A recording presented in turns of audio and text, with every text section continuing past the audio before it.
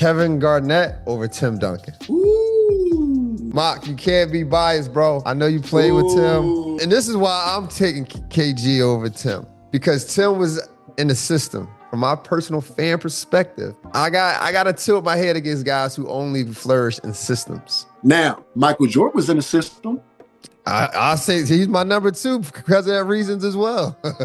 Oh! He's my number two because of that reasons as well. Okay. Michael Jordan ain't get no slack. See, I'm glad. Now we talk. Okay. LeBron's my second best player. I assume Jordan your first. Not even close. It's Jordan, and then there's everybody else. Mike had the finishing touch of a Kyrie. Go back and look at when you saw his videos. Listen, I watched the finishing touch of a Kyrie Irving. I agree. The fadeaway touch of your today's Kawhi Leonard. I agree. The athleticism of your today's Anthony Edwards. Jordan is great. I think he's amazing. But do I think he would have been dominating the Kobe Bryants at his peak, the Dwayne Wades at his peak? Do I think... I watched Allen Iverson get on the court and give him 37 as a rookie. We got 2 more segments. We're going to try to breeze through it. This is part where it gets a little controversial, right? So I got a segment called Dap Me Up.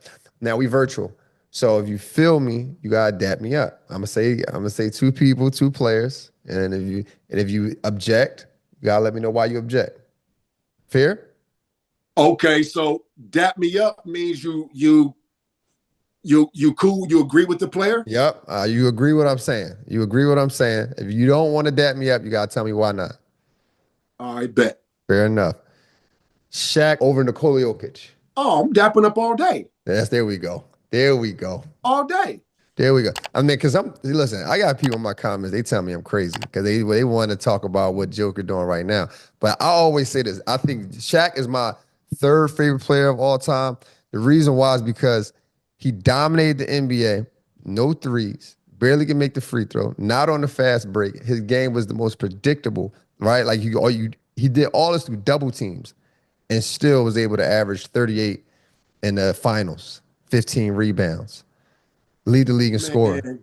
And look, bro, I love the modern NBA. The business of basketball has grown. And look, and I keep telling the OGs and us, let's stop trying to convince these dudes. The NBA has a job. Their job is to keep advancing its brand. Right. And that means that's why the NBA's job is to kill off the old and try to raise the new, right? And keep it fresh. And so these stories, the NBA know what the best area of basketball is. I'm going to keep it real with you. All right? I appreciate that. I appreciate that. I don't got no job in the NBA. I know what globalization really means. The truth is the league was really black. You got a lot of black athletes. The truth is it's African-Americans dominating. So when you say going and introducing Europe, the truth is you don't got enough white Americans here and wherever that can compete on that level to get to balance the NBA out. So when you integrate the European players, now you widen this. And I have nothing wrong with it because the beauty of it is, and they say, well, if you want more money, if you want this to continue to grow, this is what you got to do. But be careful what you ask for, too. Kevin Garnett over Tim Duncan. Ooh. And listen, Mock, you can't be biased, bro. I know you played with Tim. But and this is why I'm taking KG over Tim, because Tim was in the system. He was in the system, and my personal fan perspective, I got to tilt my head against guys who only flourish in systems. Kevin Garnett did his thing, and everywhere he went and made his name. I'm not saying Tim Duncan couldn't have done it, but I don't know if Tim Duncan would have carried the Timberwolves without a system. So this is where I got to get a pushback. There we go. When you say system, that's describe what a system is. Everybody got a system. Everybody got a system in the NBA. Everybody's system ain't the same. But he played in the same system. Tim Duncan. He played in the same system the whole time. Fundamental. Very fundamental. But the thing about it is, his stuff is predictable, right? And then what did you hear Kobe say? I am predictable. And I heard you say it, that objective is to be predictable, because if I'm predictable, you're going to do everything to cut me off. And when you cut me off, when I go to my counters and things of that nature. Now, Michael Jordan was in the system. I say he's my number 2 because of that reasons as well. Oh, He's my number 2 because of that reasons as well. okay, Michael Jordan ain't okay. get no See, slack. I'm glad now we talk. Okay, but We no, ain't get that's no I slack. respect that. But here, no, I can't. So the key is, can you run a system and can you be consistent? Okay. Everybody that runs a system is not successful. Very true. Very true. So then that's the thing about it. You create a system because now can you and the great players can do that. They're consistent at what they do. Now, the truth is, I love KG. KG is right there with I had the same love with KG. And I see KG as being more athletic, more explosive and those things. But early on in KG's career, he didn't have the physicality like a Tim Duncan. See, Tim Duncan came in, was on that block right away. Right. See, they had to find KG. See, KG, they wanted to post him early on, but you had some of the old school power forwards. Don't get twisted. He came out a year before him. Terry Cummings and these cats are still in the league, fam. See, people don't understand. Like, these dudes ain't scoring forwards, but you're not moving these dudes. These is old school dudes. Fact. Terry Cummings, the old dude, that grab you like this and move you over here. You know what I'm saying? Like, KG wasn't facing doing that on those dudes. And so that's why they changed his game and said, okay, you're going to face up for us and do all these things, which was smart. He came out of high school. Same thing they did with, They came out of high school. Same thing they did with Dirk. The reason they did that with Dirk was because when Dirk came in, he couldn't walk and chew bubble gum when it came to that down there. Right. How do I know? They made me stay after practice and bank work with Dirk. I used to play one-on-one with Dirk because when they tried to put him in, he was too easy. He wasn't physical enough. And so they would make me play with him, and I would just move Dirk. I would post Dirk push him all the way up to the free throw line. Guess where they start turning his game to? Making him catch it. Yeah. Face up. And that's the evolution of the game, though. Yeah. Shout out. And he started killing from there. And I couldn't do nothing with him from there. When they started giving Dirk there and he got the ball up here and started shooting from up here, he was unstoppable. Very much so. That's tough one though. But Tim Duncan, consistent. In college, he was consistent. True. I can't take it away from Dude saying because Dude was in the system or not. I think Tim Duncan would have been Tim Duncan anywhere. Winning has to do with the other players around you and all that. I agree. KG has some killers with him too now. I mean, but you got to can you play in a system though? That's a question.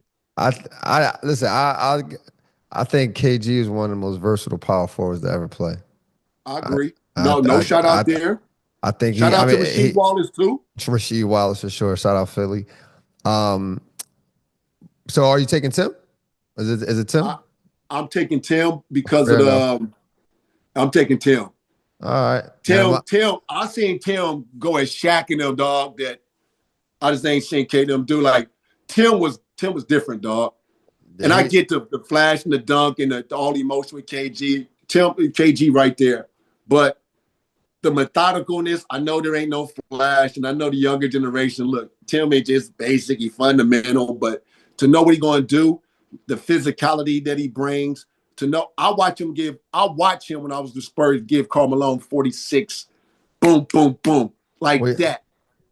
Like he wasn't even standing there. What year was this, Mark? This was my first and second. This would have been 2000 or 2001. Okay. 2001, I think. 2000 or 2001. This was called, Charles was with Utah, and they came in. I watched him and KG used to go head to head. I watched when him and Wallace and them go head to head. Tim was just more consistent, dog. He was consistent, but listen, I think that has everything to do with the team and the system, though, bro. And what about his defense? He was his shot blocking. That ain't got nothing to do with it. He was doing that since college. KG had the same thing. If I look up the stats, see you're gonna be going a tangent, bro. Like, because I can go on. The KG you talking about, though, came later with Boston was the full package KG. You gonna understand? Tim Duncan always. He was a full package at the Timberwolves. What couldn't KG do with the Timberwolves? He got MVP 04 with the Timberwolves. I'm talking about early on. I'm talking about high school KG with 04? Isaiah Ryder? You ain't talking. You talk about high school. You talk about the youngin. This is what I'm saying. When he came in. When he came, when he first. He came from high school. He came from high school. He ain't come from Wake Forest. Tim Duncan had some experience under his belt. And Tim Duncan had David Robinson, who's also had David Robinson to follow. KG came out freestyling it. True that. So that's why I got to give him the KG the props though. Like I respect Tim Duncan, and I know that Tim Duncan got 5 rings. That people gonna kill me in the comments for that. But when I'm talking about player mano a mano, when I talk about I'm putting my money on this guy. I remember those matchups. Go look them numbers up. I'm about to look it up right now. Go look them numbers up. Tim was an unstoppable force. They played 52 games. Wait a minute, Tim. Wait a minute. Look at this. Look. Tim won after Dave left. He won after Dave left, but I'm just talking about the mentorship. We're going to get to Kobe in a second. I like Kobe, right? But Kobe came in with 3 All-Stars on the team. He had a Hall of Fame coach, a system. He had a red carpet to wins. He did all that work in the early 2000s, and still had someone on his team that had averaged more than him points and rebounds. Kobe, you that version of one that think the one of the free flow basketball. No, look, basketball. Kobe is my fourth on my list. He's 4th on my all-time greats. I'm not taking nothing away from Kobe. I'm just calling the facts. My point is, what do you have against systems? Let's start with that. No, it's not that I have anything against systems. Is that you got to give guys the credit who came in, who did it without it. You get what I'm saying? Like, I think it's harder to do, especially you coming from high school. Like a guy like Allen Iverson, right? He didn't come from high school, but he came from Georgetown. But he came in, with no mentorship, just took the NBA by storm. A guy like LeBron James, straight out of high school, NBA by storm. That's hard to do if you don't have no coach. I think LeBron James didn't win as much because he didn't have a system. Every time he won, it was the coach's first time winning the championship. So I got to factor those things in. But while you gather your thoughts, I'm just going to read these stats out with Tim Duncan and Kevin Garnett. Okay. They played against each other 52 times in their career. Tim Duncan averaged 19 points. Kevin Garnett averaged 19 points. Rebounds. Okay.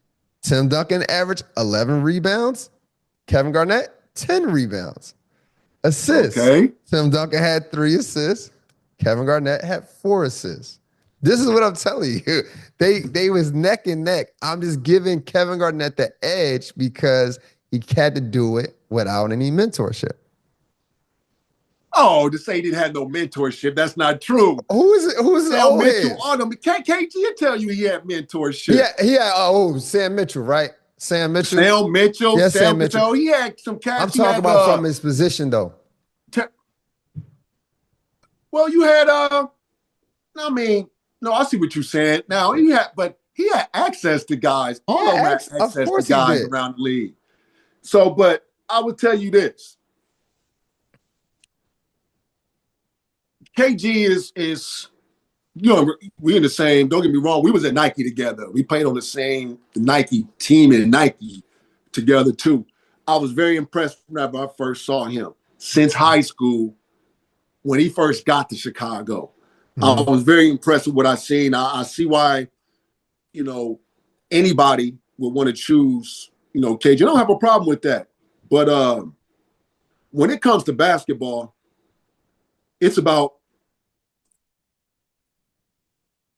whose style of play is the most consistent and impactful. Tim Duncan done it with over one team with multiple players. I agree. Multiple players. When Tony Parker came in, we didn't know Tony Parker was going to be a famer. Oh, shit. Look, because you about to set up a lie. Look. You about to lie.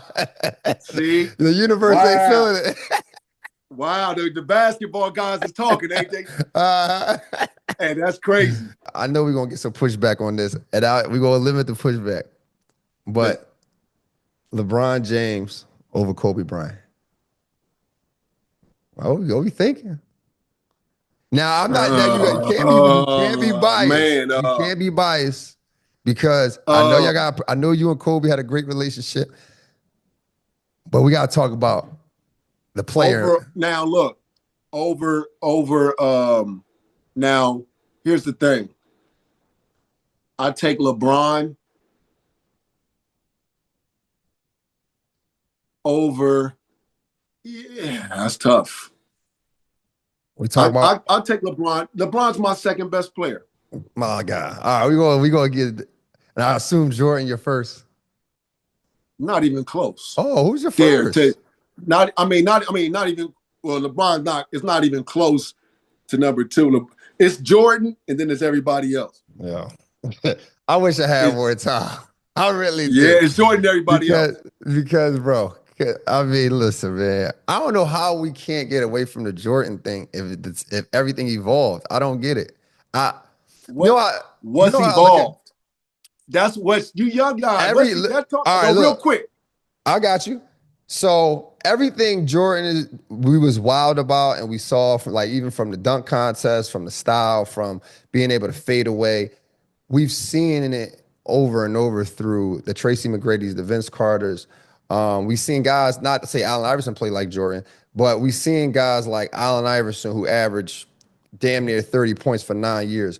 We've seen guys like LeBron James doing what he's doing for the last 22 years, being able to pass, shoot, run faster, jump higher, all these things, and lead the league in all-time scoring. That's what I mean by evolve. Here's where I get the most pushback at. I'm not trying to discredit anyone that Jordan played against. I believe I never made the NBA, not even close. What you guys did is amazing, but I'm just being honest from what I see as a fan. The guys that he had to play against versus Kobe, LeBron, all those guys, it's two different people. We talking about his matchups with Jeff Hornacek. No disrespect to Jeff. No disrespect to guys like Mark Price. But these guys ain't in your top 10. You think about your top 10 shooting guards of all time, you won't name anybody that Jordan played against. Top 10 shooting guards? Don't start trying to name 5 people. Go ahead. I'll let you go ahead. Name top 10 shooting guards they played in the 90s and the 80s. No, I won't say top 10 shooting guards, but here's the thing, what you're saying. Let me explain something because I get it. And the narrative that you're painting, a lot of people take it and run with. But here's the pushback real quick. Go for it. When you say that the players in that era, number one, they were a lot more physical and aggressive. The things that you can do. Mm-hmm. The area was smaller. Cassius wasn't shooting, tossing up threes. LeBron has the ball in his hand a lot more in his hand, bringing the ball up there. Michael used to play off of the ball a lot. He can play on the ball. You can do multiple things. So with that, with Mike, see, you're talking about guys' abilities. And don't get me wrong. You're right. Guys are doing from a skill standpoint the things that Mike do. This is what great players do. And people need to understand this. They inspire the next generation. So we go out there, work on the fadeaway like Mike. Yeah, you can do that. Right. Vince Carter and them can do that. Tracy McGrady can do that. They played the league. They weren't Michael Jordan. Yeah, I agree. I'm not saying that. But so that's my even point. comparing them close. But so I'm not what saying, determines now. But you just said once you got the skill, it goes to how you play the game. But you just not said what skill you can do. See, it's easy. Most people like, oh man, I'm watching DeMar DeRozan and do the same step backs as Jordan.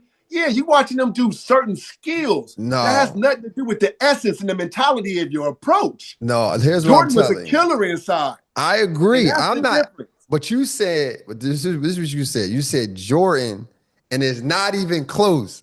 And then LeBron is number 2. I don't know how that's not even close. I understand DeMar DeRozan not being close, but I don't know how LeBron not close to Jordan. That's what I'm saying. Jordan, think about. Did you see what Kawhi did last night to the Warriors? No, I did not. I'm not. Okay. I'm not going to pretend. So I was videoing that at the game because I was taking certain clips. I'm gonna still post it today because Kawhi was doing the Jordan moves out there, killing them, making it look easy. Right. And I'm like, if y'all don't think Mike, who's more athletic than Kawhi, the big hands, Mike's athleticism, what you don't realize, you got guys who jump higher, who can run quicker and all this, but cats didn't move. Mike was like a cat, bro. Like, it's different, like real talk. The cat footwork of his, it wasn't about, okay, how high he jumped. It was the cat, like the way he hang in the air. I still ain't nobody do that today. There's guys that jump higher, clearly. Because the reason why but the way he hangs, Mike had the finishing touch of a Kyrie. Go back and look at when you saw his videos. Listen, I watched the finishing touch of a Kyrie Irving. I agree. The fadeaway touch of your today's Kawhi Leonard. I agree. The athleticism of your today's Anthony Edwards. So when you think about that in the mentality of, unlike any of these guys, Kawhi's the closest. And you see what Kawhi do to Durant, and then when he played to all your favorite players today, the Steph Currys. You see it. What is he doing when he was with San Antonio? Kawhi. Oh, yeah. What was he doing? What did he do when he was in Toronto? Kawhi is up there. That style of play is better than his style of play today. Kawhi hasn't played enough for me because that's like he's always injured, bro. I like Kawhi, and Kawhi is up there for me. What does he do when he plays? He's the most unstoppable force in basketball, even over KD. Look how efficient he is. So you take Kawhi over KD? Hell yeah! Wow. Hell yeah! He won. No, KD. I've seen KD give Kawhi down near 40. I watched Kawhi give him buckets, but look. But you're talking about winning. So you're talking about pure scoring. I'm talking about pure player. Now, Kawhi Leonard's defense is a problem. The game. I agree. It's the game. And Kawhi around other players. Yeah, KD is one of the purest scorers ever. Ain't nobody going to be more of a pure scorer, but his lack of being able to take contact and physicality, there's certain things that matter. You can get to KD's body and things that will affect him. So Kawhi can literally get to the free throw line when he wants. And let's talk about strategy. If I'm a coach, I need you to get to the free throw line and put such and such best player on the bench. See, KD going to shoot over you all game. But there's other way to impose your will. Who's the best at imposing their will in a multitude of ways? Kawhi Leonard, who's better? Is he better defensively? He's not better. Kawhi Leonard? No, he's not better defensively. I agree with that. And so Michael Jordan was on it there, 9 times? Bro, come on. What you see Kawhi do, Mike was a step ahead of that. Even more athletic than Kawhi. Because the people he was playing against was slower than that. Because the people he was playing against, I don't think Mike would have been a step ahead of McGrady. I don't think he would have been dogging those guys. I don't think he'd have been dogging LeBron. I don't think he'd been dogging Kobe. I don't think that. What do you mean? When Kobe tried to guard him, the old version of Mike could you've been by. Listen to Kobe tell you. Listen to them tell you. Nah, Kobe, I don't think he tell you. Look, we gonna give you that one, but I don't think he would have did it. But I mean personally. I get it though, and I love this. I love the debate, but now dude was superior athletic. Come on, man. First of all, you talking about athleticism, and I'm watching two white dudes, Jokic, go through these dudes. So the athletic, I'm talking about playing the game. So you talking about? I'm not talking about the 20s. I'm not everybody always compare like when I say this stuff, they be like, "Oh, you think he's better than these people right now?" I'm not talking about the 20s. I'm talking about the 2000s, where the era you played in. Was it physical? The era you played in? Yes. LeBron James played in that era. LeBron played in that era. He played in the 3-point era, and his 3-point percentage went up. Every era he played in he adjusted. I look at it like Jay-Z, right? Like you might say a rapper is better than Jay-Z, but how do we know that if they never adapted to the era? Jay-Z adapted to every era, every style of rapping, and can still sell what he's selling. That's how I look at it. I think Jordan is great. I think he's amazing, but do I think he would have been dominating the Kobe Bryants at his peak, the Dwayne Wades at his peak? Do I think? I watched Allen Iverson get on the court and give him 37 as a rookie. I watched it. Oh, he didn't give Mike 30. He gave the book. Come on, man. He made one move. Take that out. He made one move of Mike that's phenomenal. Mike couldn't go. I'm going to keep it real with you. Mike couldn't go. Mike wasn't going to do that. Mike took the challenge on point guards. There were several point guards that gave Mike fits before Iverson. I watched Doc and Dragan Petrovic. Doc Rivers had 29 on Mike. bro. There were certain dudes night in and night out. Listen, you got dudes out here paying Mike like he was just invincible, right? It wasn't, there was nightly dudes, but there wasn't dudes that was out here that killed him one night and came back. How many stories you heard that they gave Mike 30, 40, and Mike came back and gave him 6? Like, I agree. Mike, he was revengeful. Mike was a competitor. I'm not taking away from that. But I'm telling you, to your point, LeBron didn't win until he went to Miami. No, bro. Here we go with this. Why didn't he win? He didn't win until he went to Miami.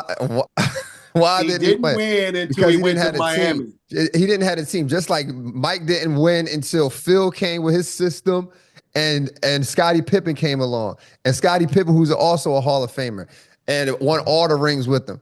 But the thing and here's the thing about the Miami thing that people keep trying to say, like, oh, it's a super team.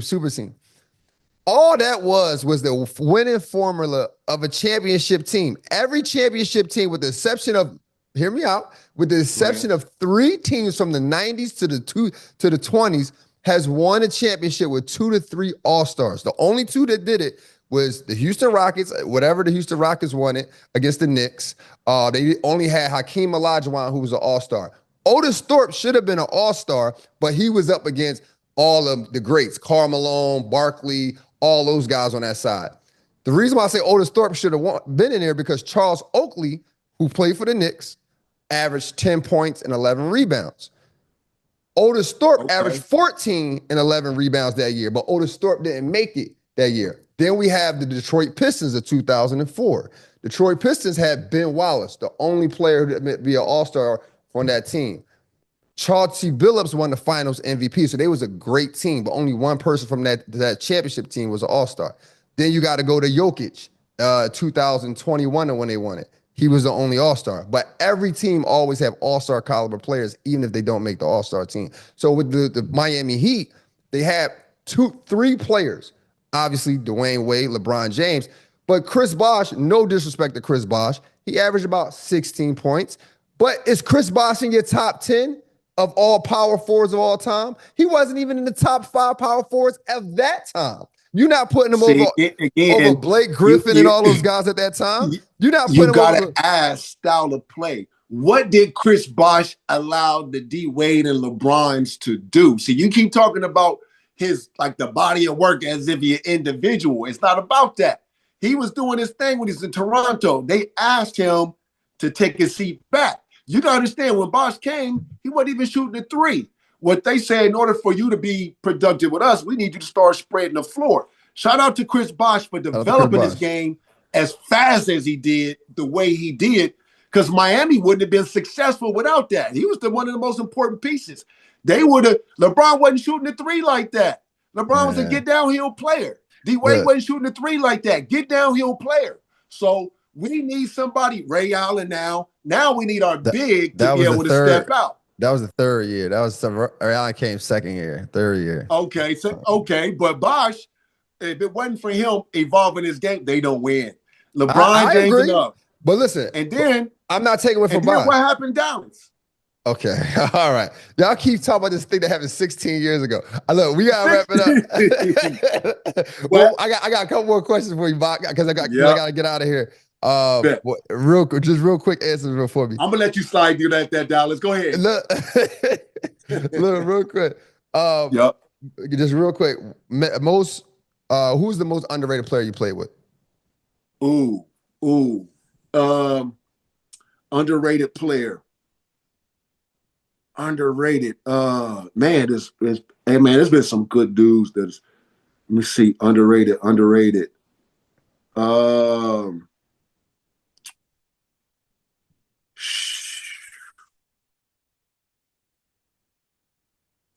That's a tough one. Let me see, Miami. Maybe. Let me see. I was at the Wizards, Miami, Dallas. Probably Michael Finley. Michael Finley, I like Michael Finley. All right. What's the craziest thing you ever bought? When that money started rolling, what's the craziest thing? I'm gonna keep it real. I wasn't really on like that, man. I remember when I first came out, that LX 450, that commercial just came out. That thing was the commercial had that damn thing driving at the side of the building in New York and everything. I was like, yo. So that LX 450 probably was or my, obviously a house, something like that. But I wasn't into that, like jewelry and all that stuff like that, man. Being raised by a strong, that wasn't how we got down. Okay. Another question for you. Now, we talked about this earlier on, but we didn't get to address it. Yeah. You was wilding a little bit back in the day. Yeah. You got quote with some weed on you. Is it true that you tried to eat the weed? Hell yeah. Hell yeah. Hell yeah. How much weed was it? How much weed was it about? This gonna trip you out. What's funny is crazy. So I'm spontaneous, right? So I'm an outdoors person, and in the summers I used to drive all over the country. Like I would go, like when I went to the Wizards, I drove my stuff from here to LA here to DC because I played for the Wizards after I left Miami and the Pacers and stuff, like real briefly. But so it was summertime. I'm getting bored again. I'm like, yo, I'm random. I'm like, oh no. Yeah. It's summertime now. I'm playing overseas, right? Mm-hmm. I'm playing abroad. And I'm gonna keep it trill with you. So overseas, I discovered they had I was in Syria. And that's when Viagra became real popular. Right. And so I'm in Syria and I'm like, damn, they got Viagra over here. This shit was like 5 cents a pill. Like back then, castles in the hood selling Viagra pills, $20 a pill. Yeah. And all that stuff. And I mean, and you was getting them from and it's just keeping it real. So I'm a businessman. I said, oh, okay. And costs, I'm getting boxes. Mind you, the dollar is 33 of the dollar, right? So mind you, I'm getting everything I want. So I'll box all the pills up and I'll bring them back. I'll pour out my vitamins and all that stuff and all my vitamin bottles and I'll bring back to all the necessary pills. I'm going to get rid of something. Plain and simple. I'm a businessman. I can keep it real. You can label it how you want, but I think outside the box. Hey, rest of America think what you want.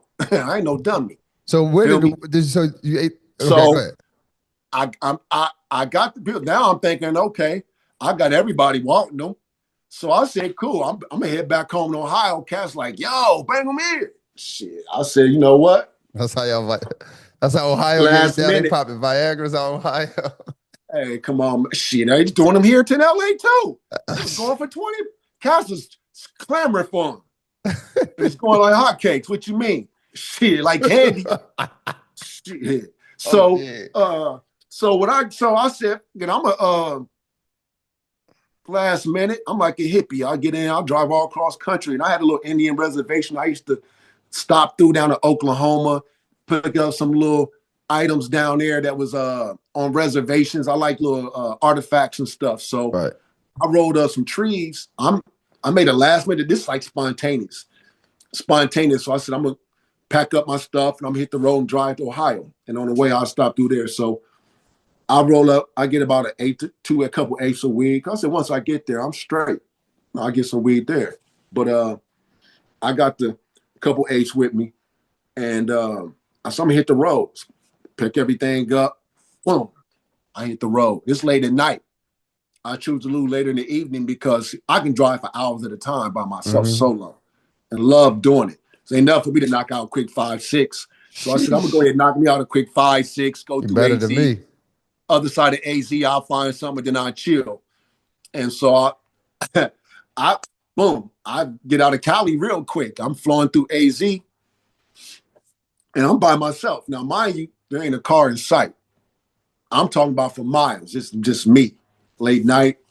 I said, well, okay, I'm gonna roll me a little thing, and I'm gonna keep it pushing.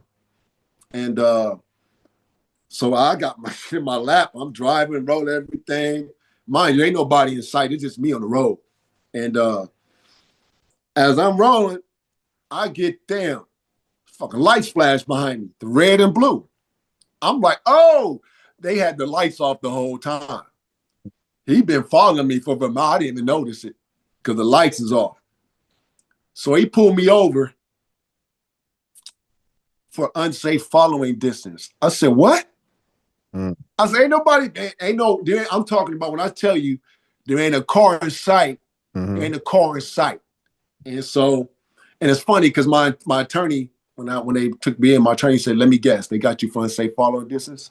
I said, how you know? He said, that's what they do. So that's how they got, basically he seen my California plates. It was late night. I was riding, and AZ to Cali, that's that run for the real boys who pushing that thing. Right. So they assumed that I was, holding weight, and it wasn't. I wasn't. And what it was that so he pulled me and he stopped me. I'm hurried up. I'm rushing. By the time he stopped me, I'm like, I'm gonna get rid of it. Shit, that motherfucker was up. He must have teleported out that car. By the time I pulled over and got me there, I'm like, I started eating everything, trying to get rid of it. Shit, he was up on me with the light and everything. Yo, what you doing? I said, yo, what the fuck you look like I'm doing? Yeah. And he like, yo. You had to be high as hell. You had to be high as hell after that, bro. Now, the crazy part about it, I was straight. And I'm going to tell you what's funny. The funny part is, okay, they take me in. I didn't even tell them who I was because I didn't want to play like, I thought, okay, white cop. I didn't want to try to be like, yo, I'm a basketball player, this and that. And he get upset that I'm trying to throw my little name around. So I said, I ain't even going to play that. And I ain't say nothing. So finally, he like, yo, why didn't you tell me who you was? I said, man, I ain't want to play that game, all that. He said, first of all, he said, I'd have let you go. He said, it's only a misdemeanor for weed here. I would have let you go. He said, but now since you ate it, I got to take you in for intoxication. Oh, I said, oh, no. So crazy. So they got me. So that was it. So they laughing at me all down there. They was cool with me down there at the station and everything. They laughing. They said, man, is that true, man? You take the weed? I said, yeah, I ate it. I tried. I didn't know what was going on. I said, I thought that was the difference between a misdemeanor and a felony. That was crazy, man. That was a crazy one. Yeah, crazy one, man. And that's what it was, though. But that was the whole story behind it. Look, man, yeah. I appreciate you, bro. I appreciate all these stories, bro. This has definitely been more than I thought it would be, and I'm excited about it, bro. And yo, man, like I said, honored to talk to you, man. Like I watched you when I was a kid, watching you guys battle. So this is definitely a good moment for me as a fan of yours. I appreciate you. Appreciate what you're doing too. And same to you, man. Same to you. I love that you sharing your knowledge with the youth. And like I told you in the DM, I told you we was gonna actually have the same opinion. We share the same opinion. I told you that. But you did, you did, bro. And Steven reached out to you. He hit me up on your behalf, man. That's my dog. Man. That's my dog. Steph, Steph, is that right? Yeah, Stephen Graham. Steph, Steve, yeah, that's cool. Yeah, he reached out, man. I thought that was cool on behalf. Spoke a lot on the fact that he's able to hit me up in the DMs just on your behalf. And I was like, yeah, I'm already scheduled with him for Monday and everything. Yeah, bro. Let's keep in touch. I got some. I might have some plays for you on the other side of things, outside of podcasts, like I do with everybody who come on the show and help me out with these type of videos, bro. So hey, man, anything, bro, I can do, man. It's good to see another brother doing his thing, brother. Yes, that you staying organic with it. And yeah, man, and shout out, you good. You asked the right questions, dog. You the first to ask me a couple of those questions the way you did. Yeah, so doing your thing, man. I watched a lot of your interviews last night that you did in the past, and I noticed everyone just talked about basketball. Although I talked about basketball too, I just I'm a basketball guy. I coach, but sometimes I turn the TV on and see some basketball. I'm like, man, turn this damn basketball shit off. Like, because I see it so much. So I wanted to talk more about your life and your journey, because there's more to it. And that's what my platform is about. I believe that, most of us are underdogs, right? I believe you was an underdog as well. And I want people to relate to these stories. There's ups and downs in life. Like we was talking about earlier on when you was talking about when you bought your motorcycle at 23. People forget, man, people are going through these problems right now. He's going through these issues, these mental lapses right now, and they need to hear these type of stories. Versus, like, don't get me wrong, I love the superstar stories or whatnot, but We ain't all gonna be superstars. Most of us gonna be underdogs. It's more of these than those actually. And so Absolutely. that's why I do what I do. And not to cut you off, but I do this. It's important, and I hope you do the same. So the reason why I said I strategically I want to make sure that anything you can ask me anything. First, I want to send a message that there's growth here, right? And on top of it, that if you're really serious about helping somebody, don't paint yourself in the perfect light. Like, be the real you. Show somebody the whole evolution of you so they can say, this is a real person who's gone and did these things. Because everybody's real inside, and the social media and everything, and this is becoming something I take very seriously, because and I see a epidemic of, is that because of social media and technology, everybody's painting themselves in a perfect light. Mm-hmm. And a lot of the mental stress you see now is people psychologically don't understand what's happening every time they click on something and seeing this person perfect, so-called perfect light, or the basketball player making all his shots even and not even going through the process. We got to be vulnerable, man. And if you really want to help yourself, and as a man, it's not weak being vulnerable. Be vulnerable to help somebody. You want to help that other kid that look like you or whoever, be vulnerable, man, and keep it real with them. That'd be my message. My man, I appreciate you all. There you have it. Another interview on Score Society TV. Make sure you guys like, subscribe, and share. Until next time, let's continue to think elite and together. Welcome to Score Society.